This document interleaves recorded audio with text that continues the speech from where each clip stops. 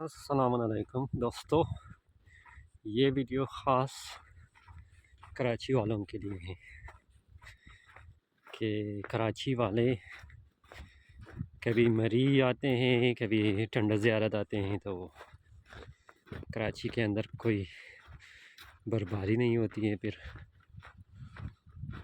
तो इस वजह से ये वीडियो आप देख लो ताकि आप भी इसको देखकर थोड़ा बहुत खुश हो जाए, ठीक है। और जिन दोस्तों का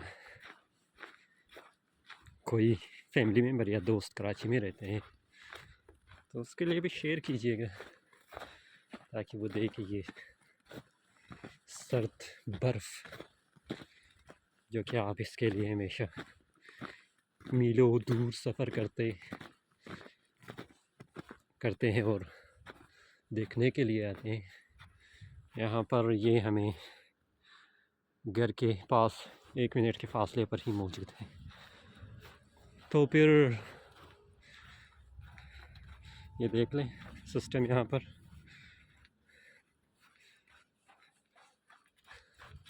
क्या कहेंगे इसके बारे में आप लोग कमेंट में भी लिख लीजिएगा।